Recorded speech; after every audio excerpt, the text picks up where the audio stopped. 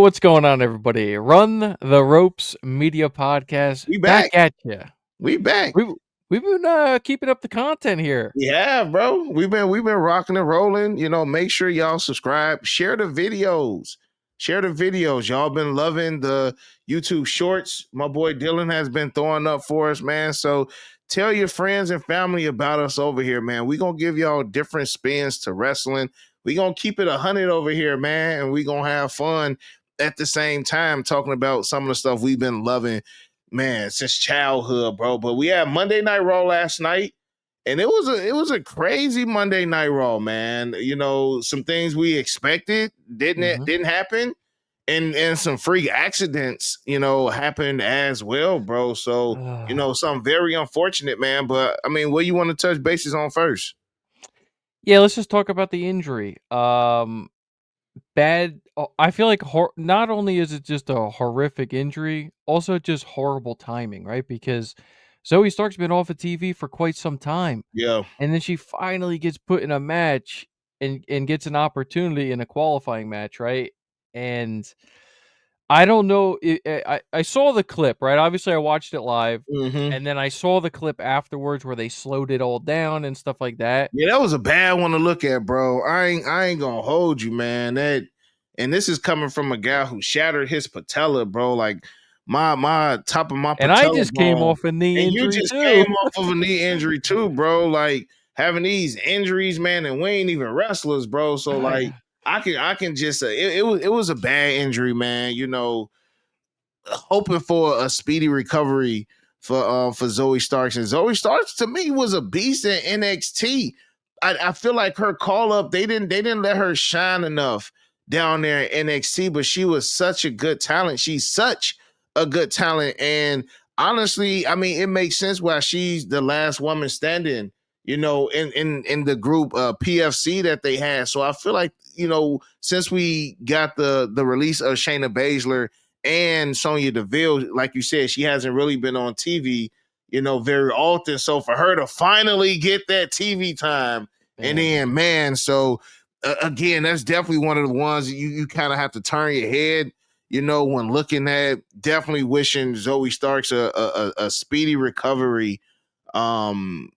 But out of that match, because she was in a qualifying match, out of that match, we did get, another women's contender for the women's Money in the Bank. So who we get to win, bro?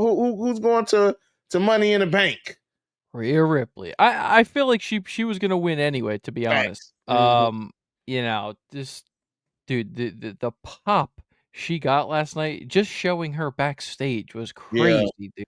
Rhea Ripley is mad over She's though, a bro. megastar, bro. She Megastar. low key, she really is. Like she's low key on that Bianca Belair level, bro. That Becky Lynch level, man. And I don't know. We got a star-studded women's Money in the Bank from what it's looking like. And right now, like I'm not gonna throw any predictions out there because we don't know the remaining women, but it's looking to be a good one, though, bro.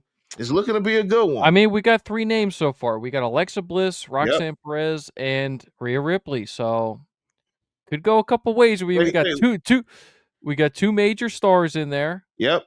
And then we also got one up and comer One good rookie, bro.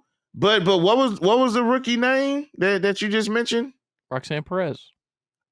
So she won her match. Correct. Last night, qualified, but something else happened. Had an interesting backstage segment. Very interesting, man. And before I hear what you gotta say, I'm gonna just throw in like some of the little Easter eggs and pieces that I've been seeing as of late. Like I want to say last week they had Finn Balor and Roxanne Perez. Like WWE loves to do these 2 weeks straight. 2 weeks in a row. WWE loves to do these Marvel Easter eggs where you got something all the way in the background, or you got something to your far left, or this part is out of focus, man. So I 100% feel like Finn Balor is behind whatever is going on. This is definitely gonna start that Finn Balor Dom Mysterio feud that we will eventually get, which also I feel like is gonna start a future Liv Morgan versus Roxanne. And I feel like that's gonna be a match, bro, because both of them to me have such similar stature.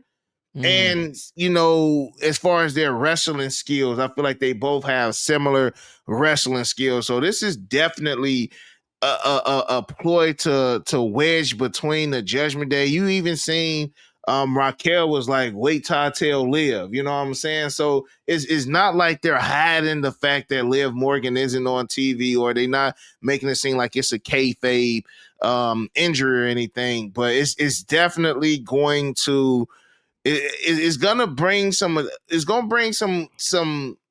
cheers towards Liv and Dom. I feel like they are gonna slowly start to become a face. I feel like when Liv Morgan comes back, she may come back to a nice pop depending on what she coming back to. And I think a little bit of much needed intrigue, right?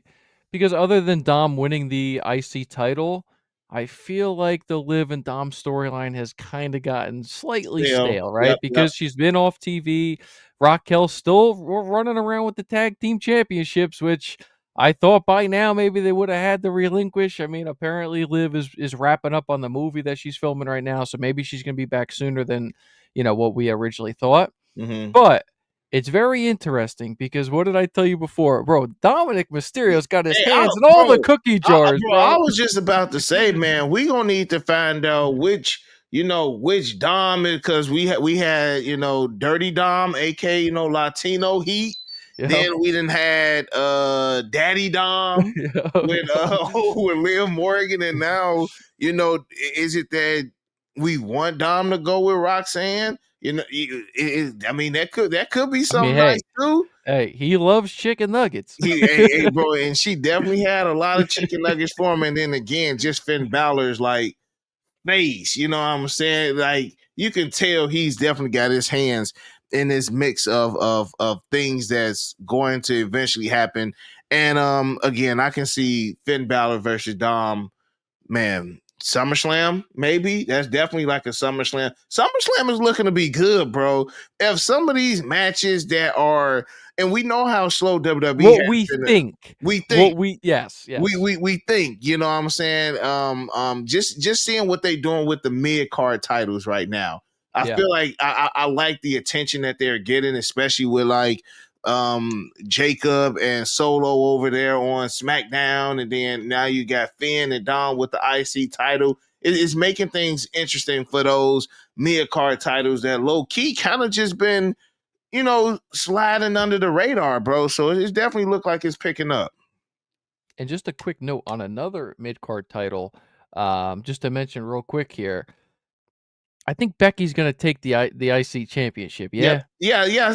I remember, bro. I was like, the next fight, like if she don't win it at Backlash the next time they fight, because I'm just looking at SummerSlam to be very star-studded, bro. Just because it's gonna be their first 2-night 2 SummerSlam nights. event. Yeah. We ain't seen Bailey in a little bit, bro. I feel like Bailey and Becky, we definitely go again, y'all. These are just my wants. These not really predictions, but these are some of my wants for SummerSlam, and I don't feel like it's too crazy to be talking about SummerSlam, bro. Because like we mentioned a little earlier before we start filming, Money in the Bank is like two and a half weeks away. So Yeah. we these pay per It's view, these cooking. PLEs are cooking, man. So yeah, that's gonna be good. So I definitely think Becky is taking that title. Finally, what I mean, it's got to be one of the major talking points going around, not only on the interwebs. I mean, it's got to be going on behind the scenes too.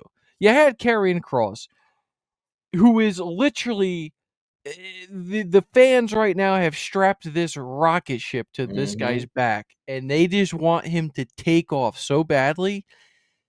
He goes online on his Instagram, on his Twitter, posts his video, says, "Stay tuned to main event. Stay tuned to Monday Night Raw. Yep. Nothing is happening." Crickets, bro. Nothing? What are we doing? How does he not show up on Monday Night Raw? I think WWE let the fans down with that one, bro.